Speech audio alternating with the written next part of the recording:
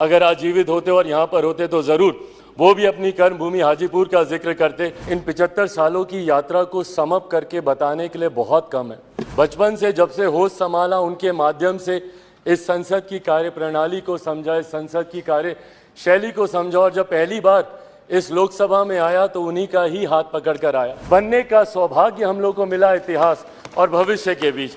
लंबे समय से हम लोग की मांग रही है इंडियन जुडिशियल सर्विसेज को लेकर। कहीं ना कहीं इस लम्हे की खूबसूरती को हम लोग खो रहे हैं। हम लोग एक विकसित देश की हम लोग नींव रखने जा रहे हैं और जो लक्ष्य है 2047 में विकसित देश के निर्माण का, उस लक्ष्य को हम लोग नई संसद से हम लोग जरूर अचीव कर पाएंगे। आप अपने मर्जी से चलाते हो। Thank you so much speaker sir for giving me this opportunity कि भारतीय संसद की 75 सालों की इस यात्रा पर तमाम सम्मान्य साथी अपने अपने अनुभव, अपनी अपनी यादें, अपनी अपनी उपलब्धियां, उसका जिक्र यहाँ पर कर रहे हैं।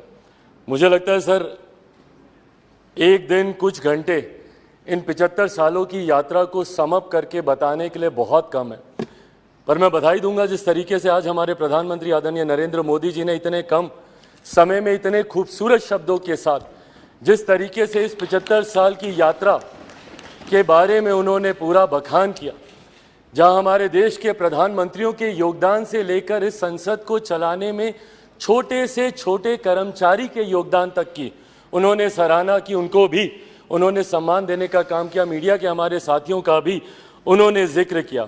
यकीनन कई ऐसी यादें सर इन 75 सालों में रही हैं। सेकेंड टाइमर मेंबर पार्लियामेंट हूँ, युवा सांसद हूँ, कंपैरेटिवली संभवतः मेरा अनुभव बाकियों से कुछ कम होगा, पर 9 साल का मेरा भी अपना अनुभव है। पर इन 9 सालों से ज़्यादा सर मेरा अनुभव मेरे नेता, मेरे पिता आदरणीय रामविलास पासवान जी की वजह से रहा। बचपन से जब से होश संभाला उनके माध्यम से इस संसद की कार्यप्रणाली को समझा, इस संसद की कार्यशैली को समझा, और जब पहली बार इस लोकसभा में आया तो उन्हीं का ही हाथ पकड़ कर आया। आज जब हम लोग नई संसद में जा रहे हैं तो यकीनन कई ऐसी यादें कौंधती हैं और यकीनन एक भावुक क्षण है। महसूस होता है कि जिस जगह पर मुझे मेरे पिता लेकर आए थे, आज एक नई यात्रा की ओर हम लोग जा रहे हैं। पर प्रधानमंत्री जी ने भी उसको भी बहुत खूबसूरती से बताया कि ये हम जैसे जो आज की तारीख में इस लोकसभा में मौजूद हैं, इस संसद में मौजूद हैं, राज्यसभा के भी सदस्य, हम लोग ले ये गर्व का लम्हा है, जहां एक तरफ हम लोग इतिहास के भी हम लोग साक्षी रहे हैं, वहीं एक नई ऊर्जा के साथ भविष्य की भी ओर हम लोग जा रहे हैं। तो कड़ी बनने का सौभाग्य हम लोग को मिला इतिहास और भविष्य के बीच, जो यकीनन मौजूद यहाँ पे तमाम सांसदों के लिए एक गर्व की अनुभूति कराता है। सर आज जब हम लोग यहाँ पर मौजूद हैं, यकीनन हर राजनीतिक दल के पास अपने अपने एजेंडे हैं, और एजेंडे हैं इसीलिए वो राजनीतिक दल है। हर किसी ने अपनी अपनी बातों को रखा कि इस विशेष सत्र में ये चर्चा होनी चाहिए, वो चर्चा होनी चाहिए, ये मुद्दे आने चाहिए। यकीनन सर मेरी भी पार्टी है, हम भी चाहते हैं कि कई विषय हैं जिस पे चर्चा होनी चाहिए। मैं युवा हूँ, हमेशा इस बार का मैं पक्षधर रहा हूँ कि भारत में एक युवा कमीशन का गठन होना चाहिए, एक नेशनल युवा कमीशन, एक नेशनल, एक राष्ट्रीय युवा आयोग का गठन किया जाना चाहिए, जहां पे युवा अपनी तमाम समस्याओं के साथ जाएं और अपना समाधान लेकर आएं। भारत एक युवा देश है, अलग अलग आयोग यहाँ पर बने हैं, महिला आयोग है, बाल आयोग है, अल्पसंख्यक आयोग है। ऐसे में देश में एक युवा आयोग के गठन का ये समय है, ये होना चाहिए। साथ ही में हम लोग चाहते हैं sir, women reservation bill pay भी चर्चा हो रही थी, वो भी हम लोग चाहते हैं कि विमेन रिजर्वेशन बिल जल्द से जल्द आए। आज इतनी भारी संख्या में महिला सांसद जो यहाँ पे मौजूद हैं अपने सामर्थ्य पर जीत कर आई हैं, ऐसे में इनको किसी के सहारे की जरूरत नहीं है। बट विमेन रिजर्वेशन बिल आने से जरूर और बल मिलेगा और ताकत मिलेगी, उसका भी हम लोग समर्थन करते हैं। और साथ ही में लंबे समय से हम लोग की मांग रही है इंडियन जुडिशियल सर्विसेज को लेकर।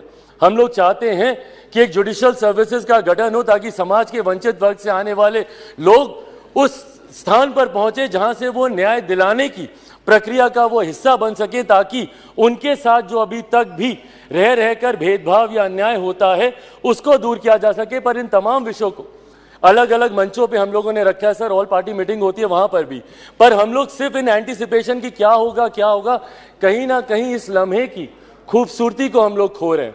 आज मैं बस यही आग्रह करूंगा कि कौन सा बिल आ रहा है नहीं आ रहा है, पर ये जो विशेष सत्र बुलाया गया है ये इतिहास और भविष्य को जोड़ने वाली कड़ी को लेकर बुलाया गया है। हम लोग का ध्यान यकीनन केंद्रित उस तरफ भी होना चाहिए ताकि इस लम्हे की खूबसूरती को हम ना भूल जाएं। पूरा देश नजर लगाए इस पर, देख रहा है कि कैसे हम लोग यहाँ से दूसरी नई संसद में हम लोग जा रहे हैं। देश ही नहीं पूरी दुनिया देख रही है। और आज सर, जब डॉक्टर बाबा साहेब भीमराव अंबेडकर जी के बनाए हुए संविधान के आधार पर जिस तरीके से भारतीय संसद के 75 सालों का इतिहास रहा है, मैं उम्मीद ही नहीं पूरे विश्वास के साथ ये कह सकता हूं कि हमारे मौजूदा प्रधानमंत्री आदरणीय नरेंद्र मोदी जी के नेतृत्व में डॉक्टर बाबा साहेब भीमराव अंबेडकर जी के बनाए हुए संविधान के आधार पर ही हम लोग एक विकसित देश की हम लोग नींव रखने जा रहे हैं। और जो लक्ष्य है 2047 में विकसित देश के निर्माण का, उस लक्ष्य को हम लोग नई संसद से हम लोग जरूर अचीव कर पाएंगे। अंत में अपनी बातों को समाप्त करूं सर, मैं जरूर अपने क्षेत्रवासियों का धन्यवाद करूंगा।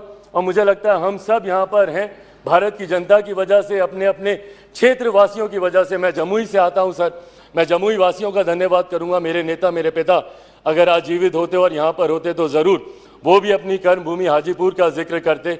मैं पूरे अपने प्रदेश बिहार का और देशवासियों का धन्यवाद करूंगा जिन्होंने भारतीय संसद को इतना सशक्त, इतना मजबूत बनाया कि आज जब दुनिया भर के राष्ट्रीय अध्यक्ष आते हैं तो वो G20 जैसे इतने भव्य आयोजन को देखकर, जो हमारे प्रधानमंत्री जी के नेतृत्व में किया गया, उसको देखकर देश ही नहीं पूरी दुनिया बढ़ते विकसित भारत के बढ़ते कदमों की सराहना करती है।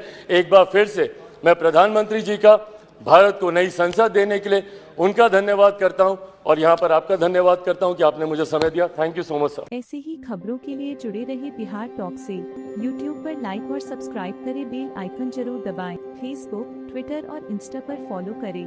धन्यवाद।